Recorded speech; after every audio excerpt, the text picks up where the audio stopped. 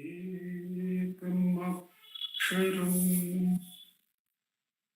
हृदि निरन्तरं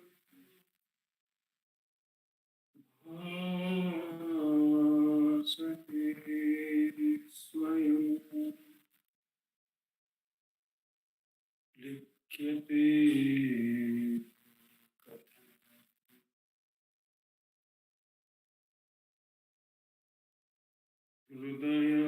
हृदयकुहरमध्ये केवलं ब्रह्ममात्रम् अहम् इति साक्षात् आत्मरूपेण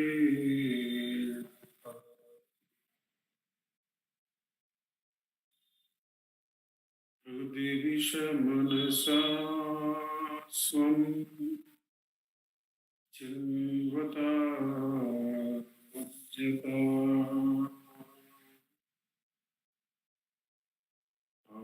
चलनरूपा आत्मनिष्ठो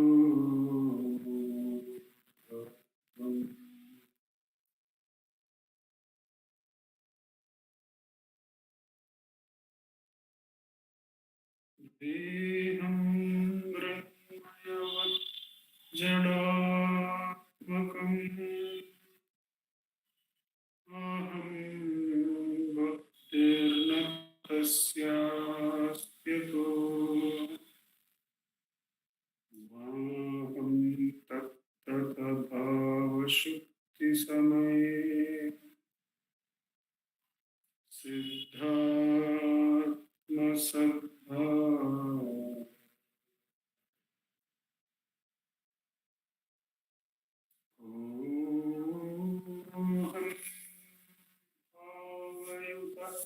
कुतो वरधिय दृष्टात्मनिष्ठात्मना सोऽहं स्फूर्तितया अरुणाचलशिवः पूर्णो विभाति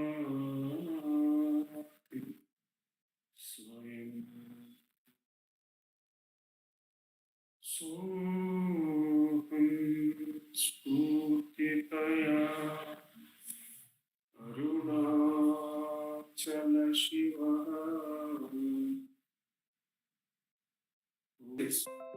We have been meditating on the verses of Vivrkachoodamani. In fact, the verses have been translated into Tamil from the original Sanskrit by Bhagavan in prose form. But we find that every Sanskrit verse has been covered in its meaning in the prose form. Not much explanation. In fact, no explanations have been given, but the meaning has been captured in the prose translation by Bhagavan. The original is, of course, by Adi Shankara Bhagavad. It is called Vivrkachoodamani, the crest jewel of discriminatory wisdom or wisdom. Viveka includes, we saw at the beginning itself, it includes discriminatory wisdom as well as the ultimate jnana. That is the greatness of Sanskrit, that one word is usually not limited to one meaning. It has a range of meanings, some words having even 20. You go into the Google and select one of the Sanskrit dictionaries, you'll be able to see that. Today, we are in the verses connected with the Sukshma Sharira, with the causal body in the work printed by the Shakramatta Shrigeri. These are in the verse numbers 110 to 124. 110 to 124, we have traversed through the Stula and Sukshma Shariras. We found practically that the Stula Sharira, though it is able to bring in the sense perceptions from the outside, it is essentially made of the Panchabhutas in atom form, and the ego has, out of ignorance, identified with it. And the Sukshma Sharira, the exact replica of the Sthula Sharira, is inside in the form of ear, nose, throat, all those things, with the mind also. And we found that the atoms are exchanged every moment, and when the air is outside, we call it as inert air. When it enters our system, it becomes prana, it becomes life.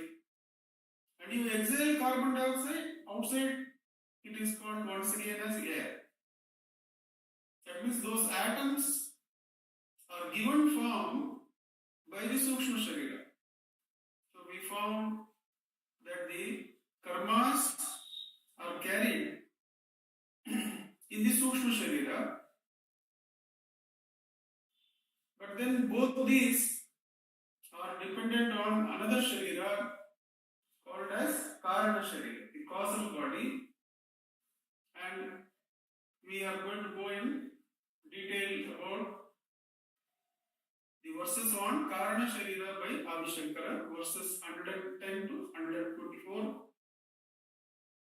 It begins by saying that the Sukshma Sharira is no more in the individual domain. It is a Shakti, it is an apar, wondrous Shakti in the Brahman. So the Sukshma Sharira is a power of the Brahman. And in the Stula and Sukshma, with Ajnana, the individuality is the root of bondage there. Here, the problem is much more deeper in the Karana Sharira. The problem is that this Karana Sharira, which is the Maya Shakti or Avyakta Shakti, it is called as Maya Shakti, it is called as Avyakta Shakti, it is called as Ajnana. All these names are given to this power which underlies the Karana Sharira. It is a wondrous power, and that power is of the form of the three gunas. The three gunas of Rajas, Tamas and Sattva. What is the Maya made of? It is essentially made of the three gunas. Gunas are the characteristics. The characteristics drive the mind, drive the Sthula Sharira. The gunas, that's why you will find in the later chapters in Bhagavad Gita that the discussion hovers around the gunas. The individual sadhanas are highlighted in the earlier chapters. After 10th chapter, you will find the discussion centering on gunas, because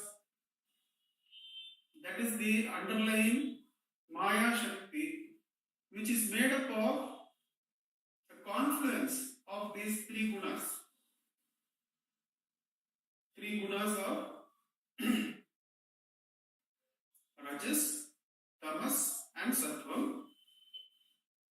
Can they be directly apprehended? No. Those who have been subtle enquirers have found out the existence of the Karana Sharira through its effects produced. It's like the EEG or ECG. What are the effects produced by the thought waves in the brain?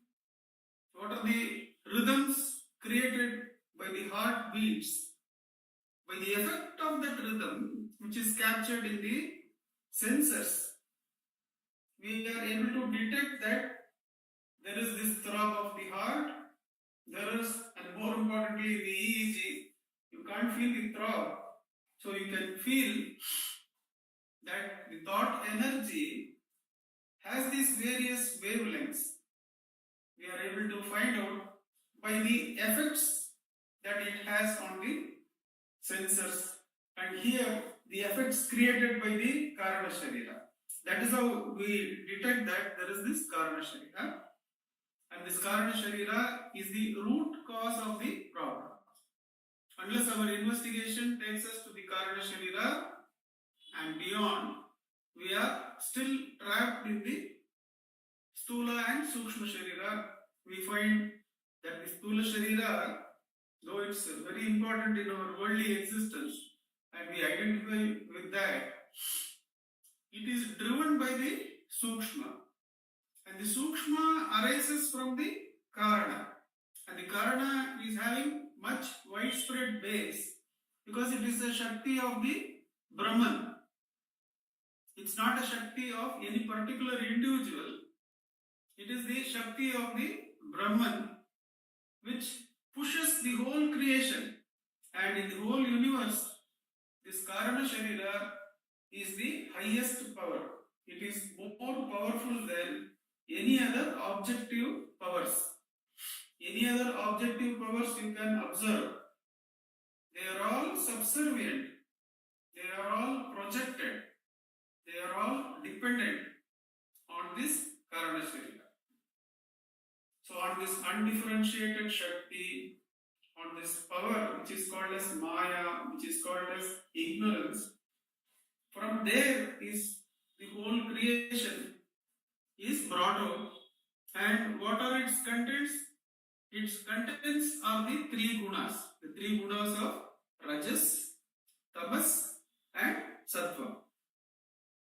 Now we find a few lines in verses 111, 112 about the nature of Maya. That can we say that she has existence?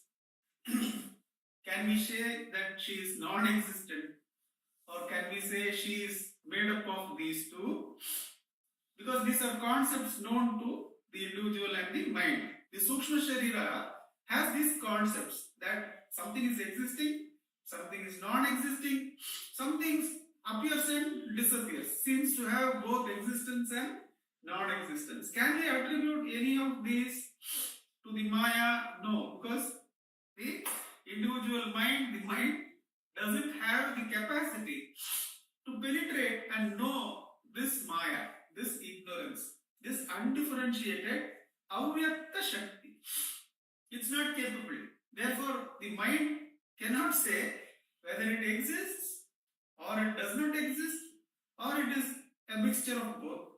Obviously, once that has been taken out, it can't say whether it is made of parts or whether it is made of one whole or it is both whole and part. Such definitions are not possible. Is it having form? Is it formless? Or is it both? All these are concepts with which the mind can assimilate the objects, can understand the objects. But the mind cannot enter that place of Karana Sharira. Therefore, none of these popular concepts of defining the known can enter into this unknown. Because essentially, that is the area of ignorance where the relative knower, the relative knowledge cannot enter and say, I know. So the Maya Shakti, here Bhagavan uses the feminine gender, obviously from the Acharya. She is neither being nor not being, nor does she partake of the nature of both. Then comes one of the primary definitions of Maya, that this is anirvachani. Up to now, we have seen the verse saying it is indefinable by the mind. Then, one important fact about the Maya Shakti, which is made of the three gunas, is brought to our understanding by the Acharya. That the Maya Shakti is beginningless. That means the individual has to lose his individuality to come to this ignorance. So therefore he can never know where the Maya Shakti began. But then the Maya Shakti can be brought to an end. Can be brought to an end when, by recognizing the rope as rope and by letting go of the snake as the snake. What is the sudden bringing up of rope and snake? The rope is the Adhisthana or the Adhara Satya called the self, and the snake is the Maya Shakti and all its veiling and projections. So the Maya Shakti has this veiling and projection. We are going to see when we see the gunas. But then, once you go beyond the veiling and projection of the Maya Shakti and hold the rope of the self, then you transcend the Maya Shakti. That means it is beginningless. According to the definition of Acharya, it is beginningless. You can't see from where it arises, but you can end it. This is the teaching of Vivrkachoodamani. Maya Shakti is beginningless, but can be ended. Let us see Bhagavan's teachings in this area. While discussing the Ulladala, Ulla Unarvu, Ulladu, the first verse of Ulladanaru, Bhagavan says that there is an Ullapura. That Ulladaladu, Ulla Unarvu, Ulladu, Ulla Unarvu being real knowledge or real awareness. Only real awareness can know the real being, isn't it? So that is how this sentence starts. Can the real awareness, which is necessary to meditate on real being, can it be apart from real being? But then Bhagavan has said to the commentator, and the commentator writes to us that by this very statement, Bhagavan is assuring that there is the Ullapuru, that there is an ending of Maya. And how does Bhagavan take us to that? How to hold the rope as rope and let go of the snake as snake. It is covered in a simple paragraph in that Ulladanaru commentary. It's a simple paragraph of 7-8 lines. If you meditate and have it, you understand how Acharya is saying here that the Maya can be ended. That paragraph goes like this. Bhagavan says, every individual, so that means he is covering the whole area of individuality.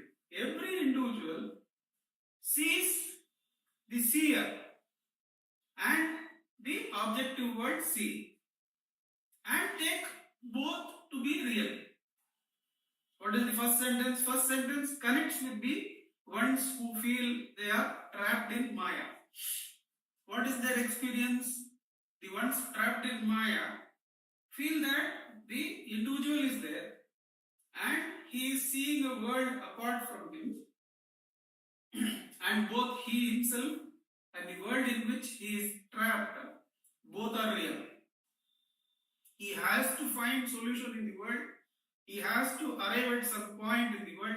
He has to put up some accumulations in the world so that he becomes something. So that from point A he is able to go to point B, and point B being a state of real happiness.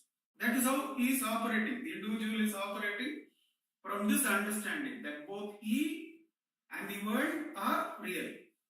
But Bhagavan questions it. If they are real, he says, if both the seer and the seen world are real, they should exist in all the three states. All the three states, we have covered 2 states. That the Sthula Sharira is experienced in the waking state. The Sukshma Sharira is experienced in the dream state by itself. Now we are going to come and see in the last few verses 123, 124, 122, that the Karana Sharira can be inferred from the deep sleep state. That there is a Karana Sharira we can infer from the experience of the deep sleep state. What Bhagavan says, if the seer and the seen are true, they should be present in all the three states. Whereas, is that our experience? No. We are so trapped in the waking state that we feel all our problems and solutions lie only in this state. Whereas Bhagavan says reality or truth, that very definition means it should be true in the waking, dream and deep sleep.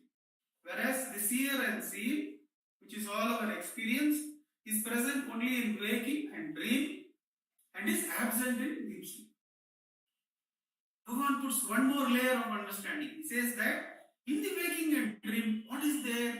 What is present in the waking and dream? The Sukshma Sharira. The Sukshma Sharira called the mind is present in the waking and the dream. Whereas the Sukshma Sharira cannot be felt, cannot be experienced in the deep sleep. Therefore, in the waking itself, if you go to the source of the mind, source of the Sukshma Sharira with consciousness, then you will go to that existence of yours, which is the source of waking, dream and deep sleep. If you exist even in the absence of Sukshma Sharira, which you feel only inferentially by the experience of deep sleep, when you actually understand that you are the very source of the mind, then the Maya collapses. That the very source from which this is the Upadesham given to Ganapati Muni also. Observe the place from where all the thoughts, yes, the high thought arises. There all the thoughts, since they all emerge from that place, they are all absorbed there. That is tapasya, that is the self. He says, what about mantradvani? And for that also Bhagavan says, observe from where the mantradvani arises. There the whole mind means the whole creation is so. That is the self, that is tapasya. So what is this holding of rope and letting go of snake? We now understand the rope is the place of the ugamasthana of the mind. Start the consciousness which is not divided as seer and seen, which is the source from which all thoughts appear. All the thoughts being Maya.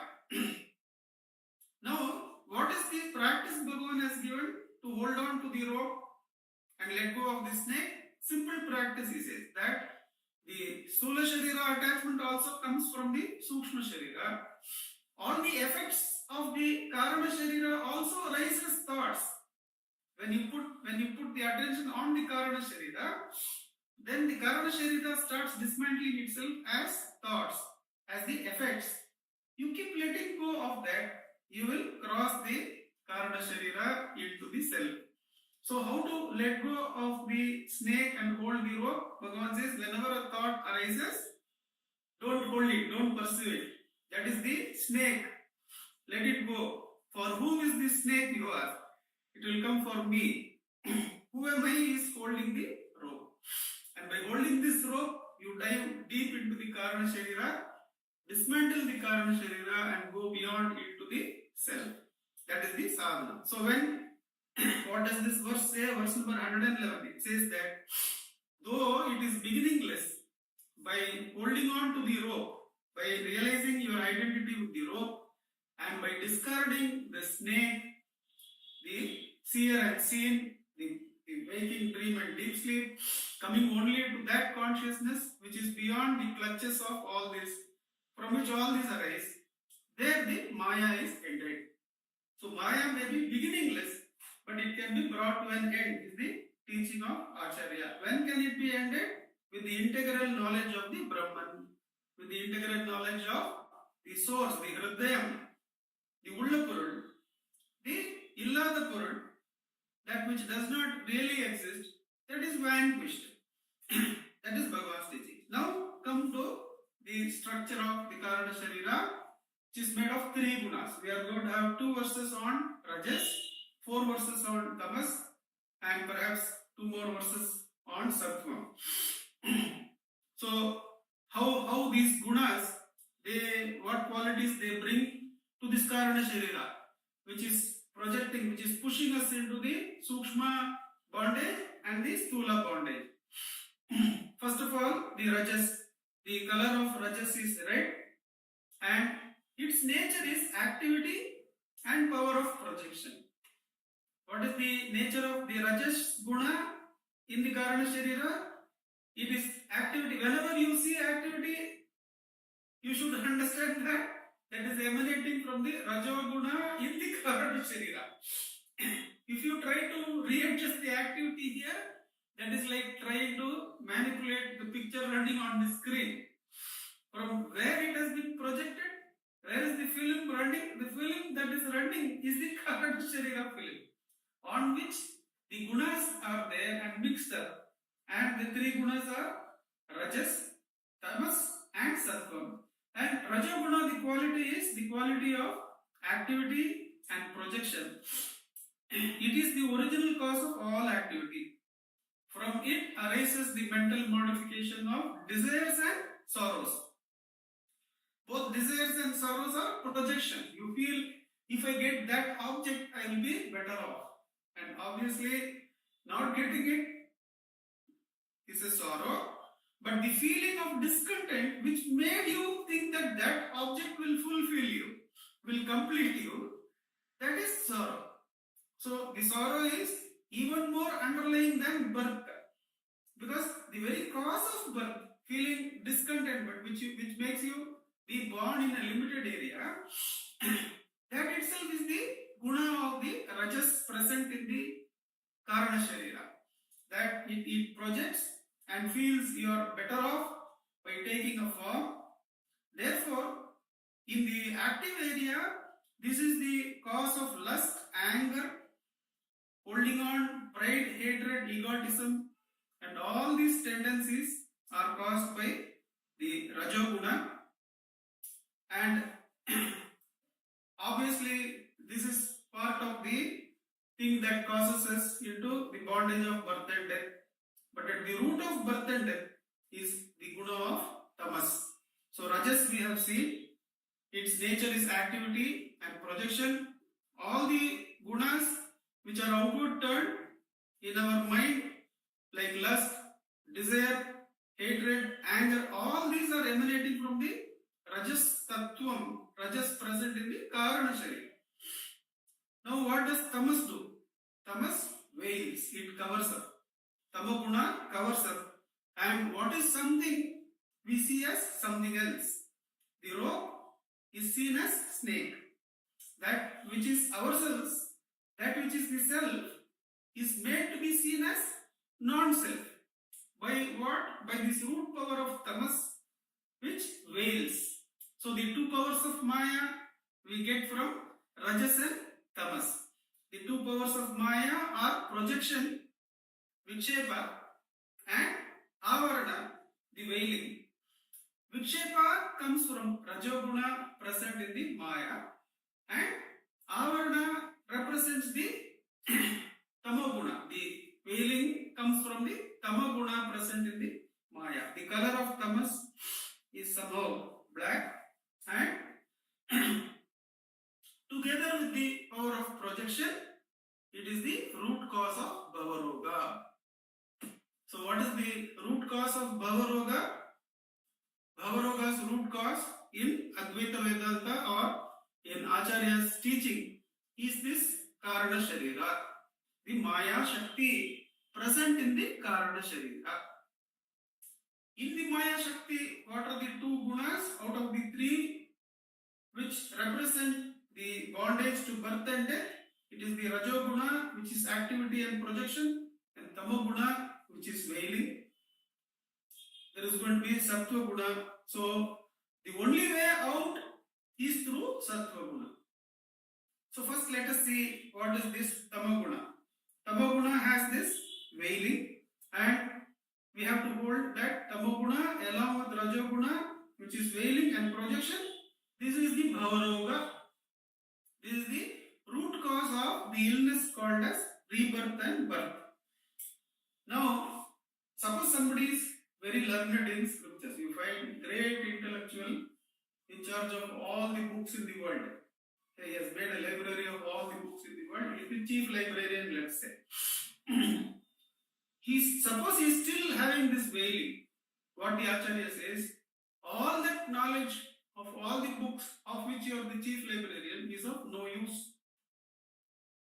This veiling will make you see one thing as another, isn't it? That it will, and you will still have, somehow you will conjure up a reason and you will feel that there is some real happiness in the object.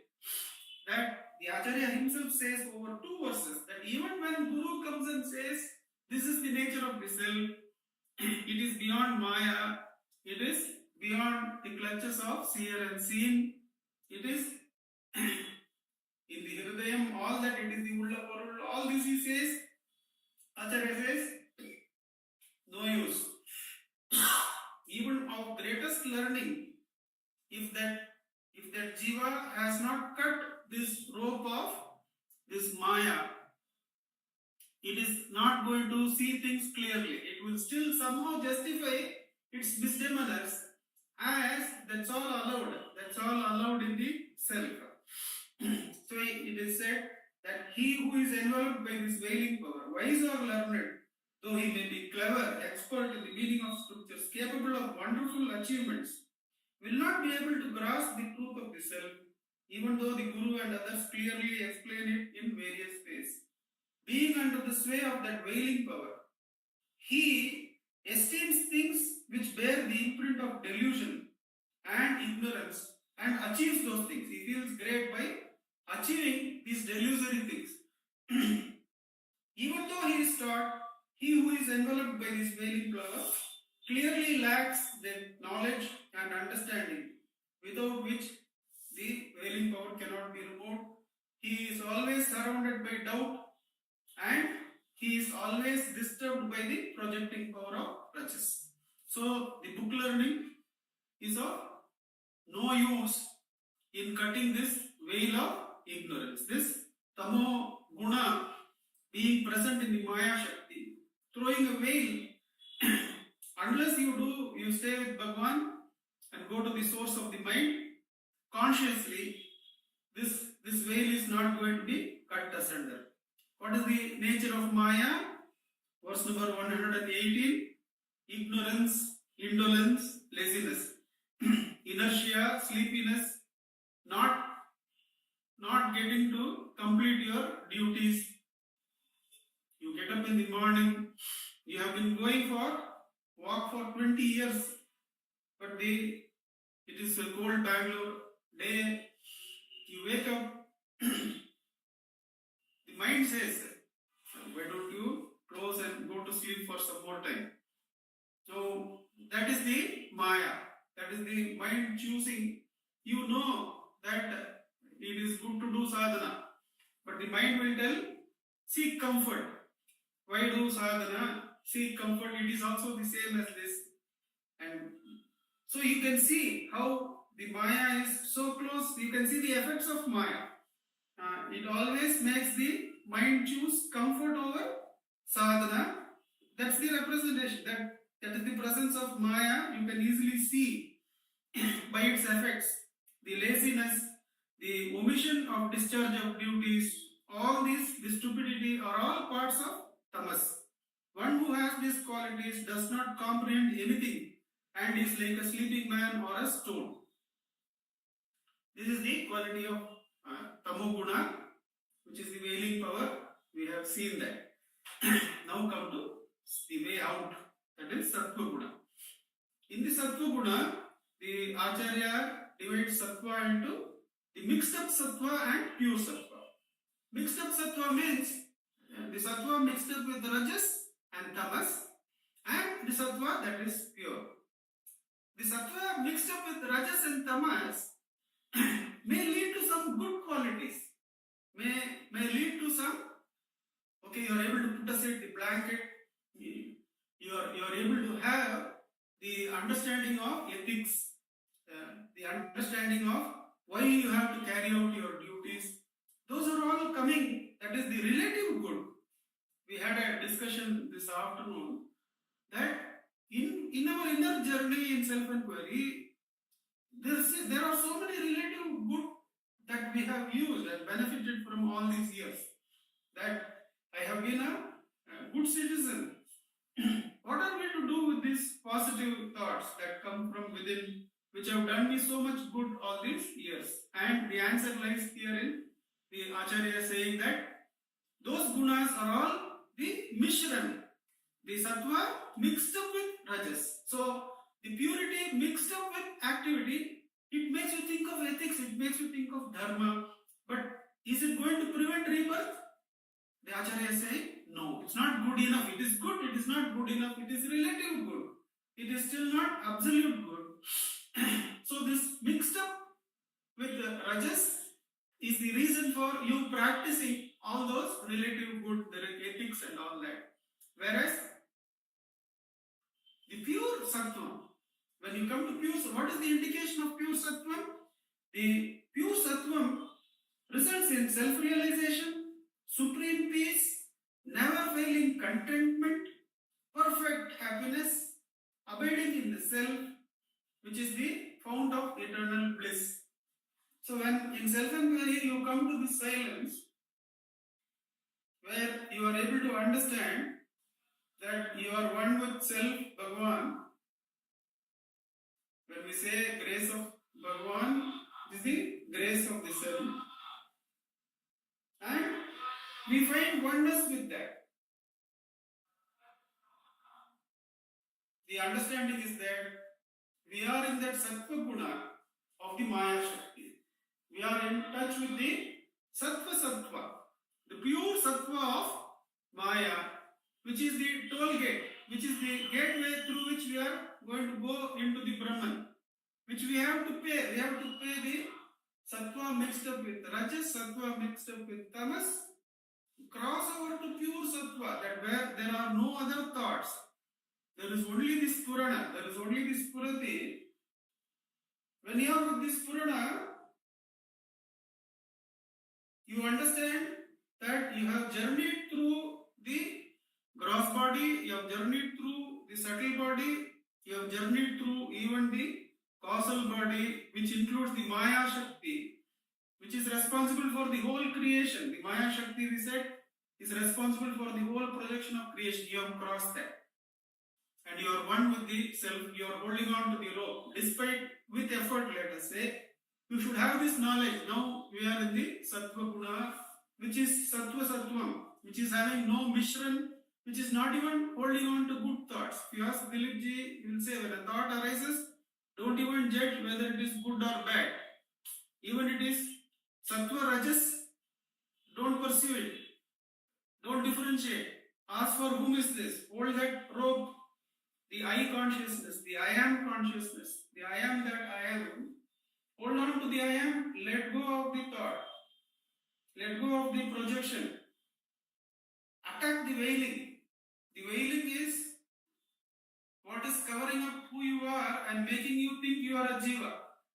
That's why Bhagavan defines the root problem as the Chitjada Granthi. How does the veiling manifest first? The veiling manifests first as making you forget that you are the Atman and making you think you are identified with the body or the mind as Jivatman.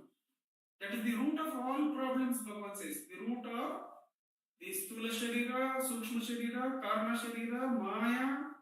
At the root of it is the first rays of the I, Bhagavan says, the Chit Jada Granthi. That's why Bhagavan says that Chit Jada Granthi is Samsaram, it is Ajnanam, it is Sukshma Shariram. So hold the Chit Jada Granthi, let go of the thought, let go of the snake, hold the rope.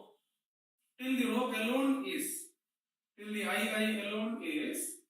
So when we are in touch in Atma Vicharam with the I, we should understand we have crossed over, despite with effort, we have crossed over to the Sattva of the Maya, the gateway to go into the Brahman. And let Let me read that one thing again. From the clarity of pure sattva, in the Maya only, through Maya only you have to go, but there pure sattva, you come to pure consciousness, results in self-realization, supreme peace, never-failing contentment, perfect happiness, abiding in the self. This is the fount of eternal bliss. We experience this Purana as both grace as well as undifferentiated consciousness. It is the Maya Shakti which permeates everything as grace. We say grace of Bhagavan, grace of the self. That is the Mahat Tattva, which we are going to see in a bit. Just stay with me. That the self shines through the Sattva Guna and manifests or permeates the entire creation. See, the Sattva is the screen through which the Atma Shakti, the Sannidhi of the Atma Shakti, envelops or fills the whole creation with grace. And in our return journey, in our Huame, we are able to first feel the grace, the love of Ishvara for the whole creation, the undifferentiated love, the love in which there are no thoughts. The I first is felt in our inner journey as the love which envelops the whole creation. That love, that Mahat Tattva, from where does it come? It is the Spurana, which is beyond even the Mahat Tattva, permeating the whole creation through the screen of Shuddha Sattva. Shuddha Sattva is like a membrane. The self is beyond that. But the light of the self permeates and fills this whole creation with grace. How do you surrender your duties to your near and dear ones? Only by experiencing the love of God. This Purana, which is filling everything. Now we understand who is the real doer, who is the real knower. Only grace is the real doer. Only grace is the real knower. There is nothing other than grace for us to hold to our non-doership and to let go of all knowership.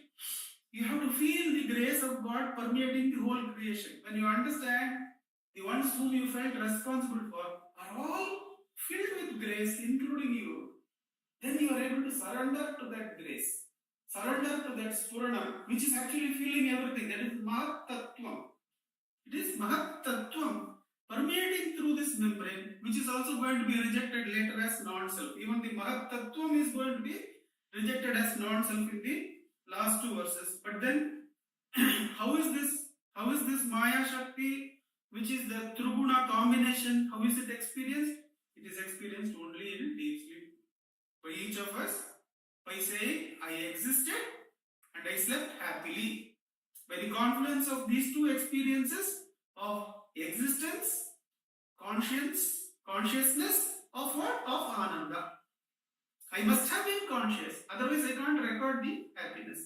Therefore, the existence of Sat, Chit and Ananda in deep sleep is undeniable. The names and forms of waking and dream are gone, but there is Satchitananda in deep sleep. But we don't have the consciousness to experience it. So go there consciously, he says. Bhagavan says, Jagrat Sushupti.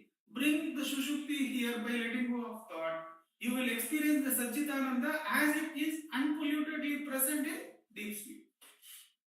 So that is the critical nature of experience of the Karana Sharira. Where is it experienced? It is experienced in only deep sleep, and you can experience it directly in Samadhi Sthiti by letting go of thought and knowing that even in the absence of all thoughts, you exist. You exist as the Satchitananda. Therefore, this whole thing, 2 verses, he covers the whole description of the non-self. The above is the description of the non-self. These things do not pertain to the self.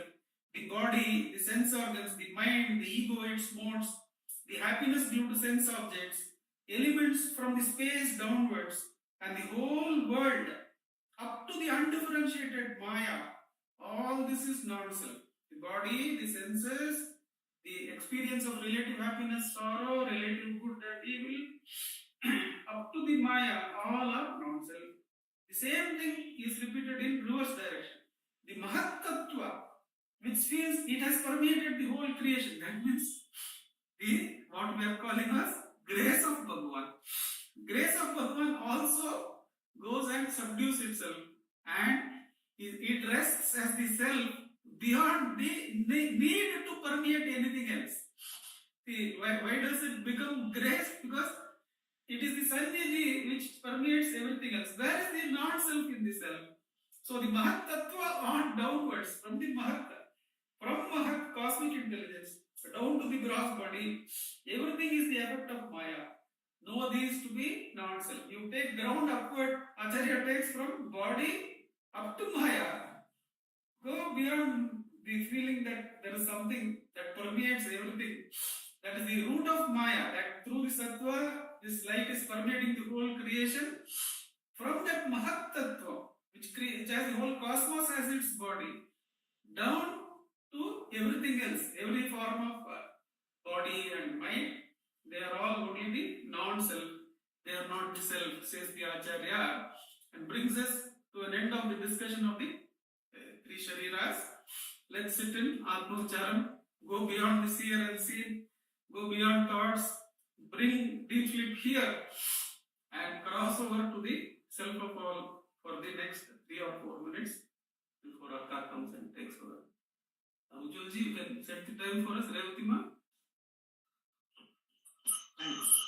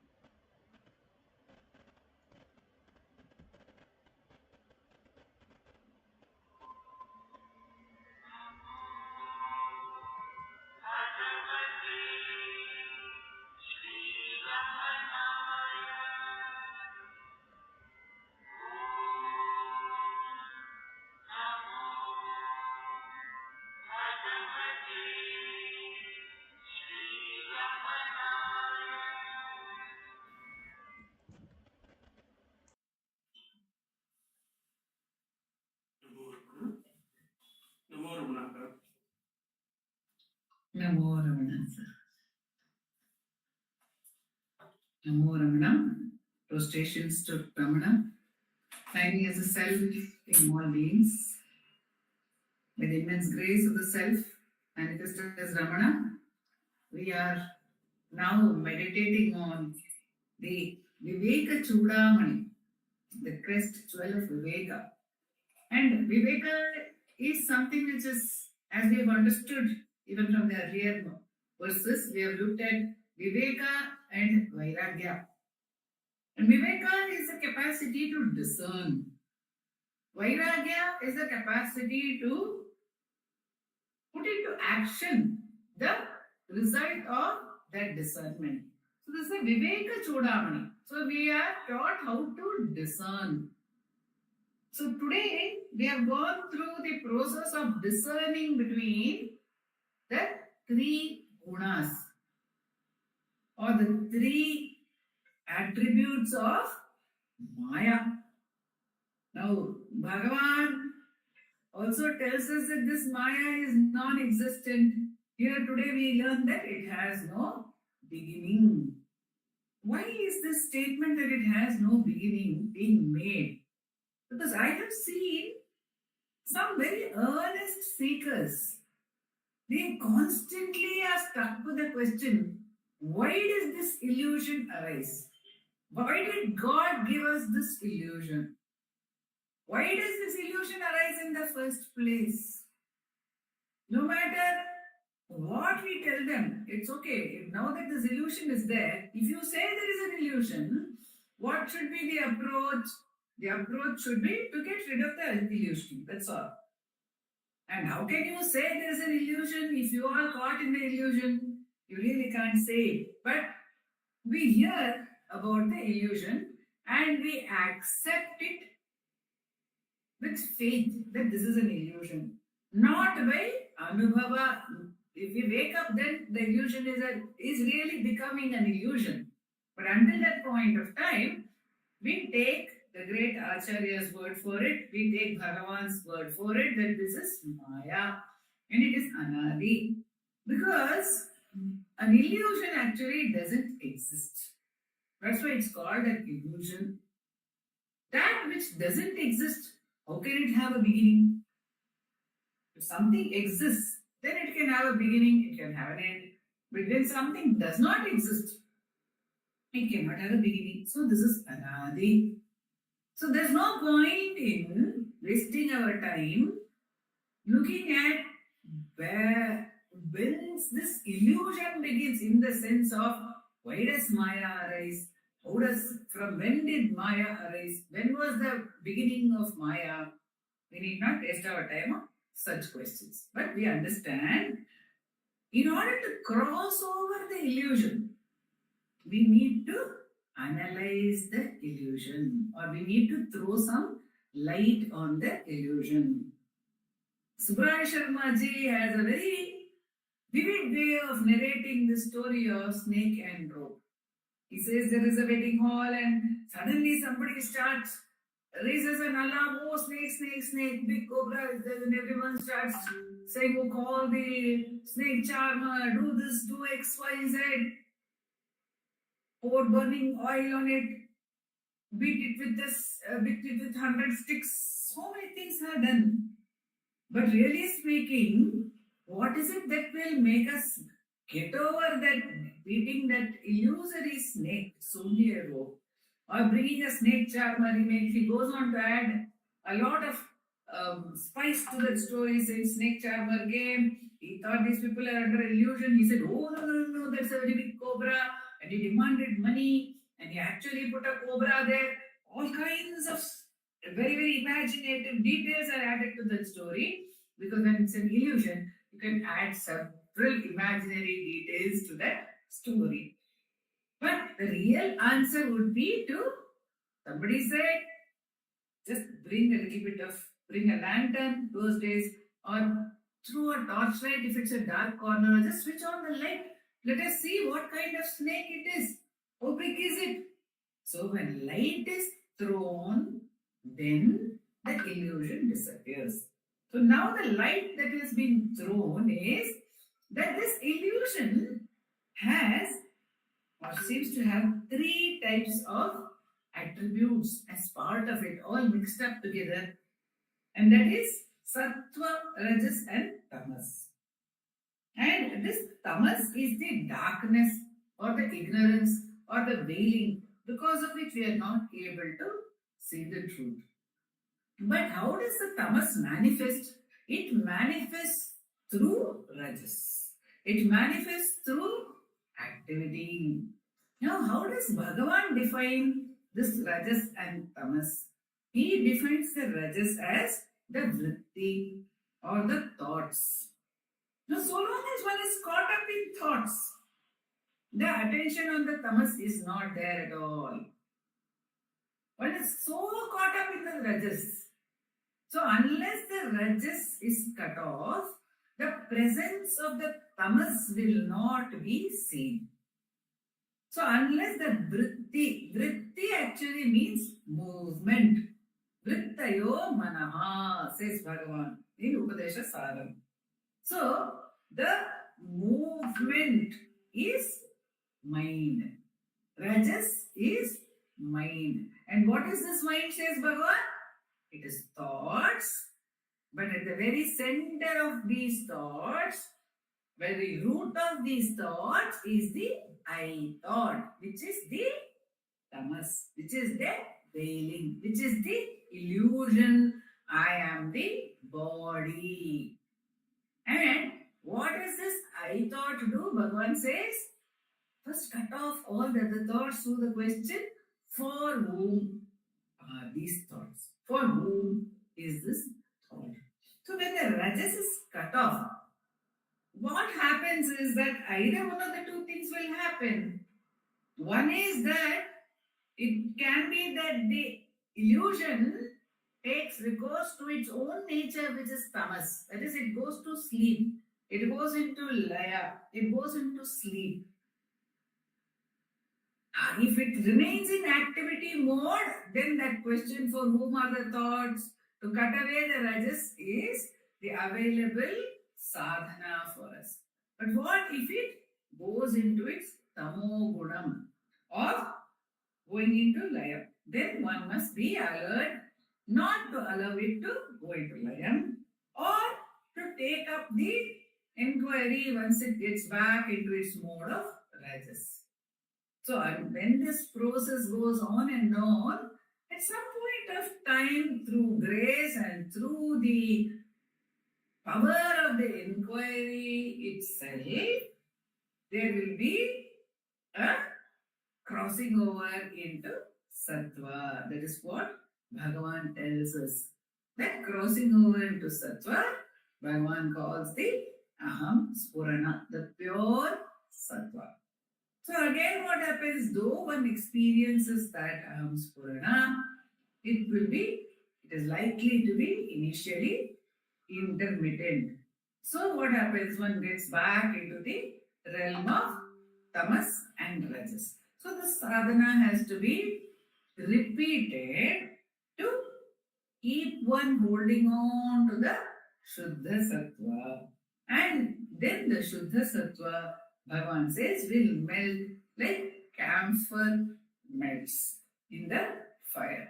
So that fire is the fire of constant holding on to that with pure attention. When that happens, this Maya is crossed over. This is what we have been told today. The great grace of it is that there is hope for us. Though we are caught up in the rajas, at least there is a path of light which is being given to us that we can, through effort, because in rajas only effort has to be made, because rajas is a field of effort. So we have to make the effort. Without effort, we would have gone into only pure tamas. If we do not put in the effort, we would have gone into pure tamas. So we have to counter the push of rajas with the reverse rajas of questioning, of holding on to the inquiry, for whom, for whom. So diligently, when we focus the power of rajas only on the activity of self-inquiry, the rest of the thrust of the rajas will gradually diminish and disappear, and rajas will melt into or leave behind the source ignorance of I. And then Bhagavan says, question, who am I? Question, who am I? And that question, because it no longer has the support of rajas, it can no longer hide behind the rajas. What is the veiling? It needs an activity through which it can veil. It needs an activity through behind which it can hide. The truth can hide. So when that is cut through the question for whom, and then when asked, who am I? It will get back to the pure sattva. At that point, there is nothing for us to do because rajas is already disappeared. There is nothing to fear because tamas would have also disappeared, and the pure sattva will automatically lead us back to its source, as which is what is the path which is delineated for us with great grace. Om Namo Bhagavate Namo Namo.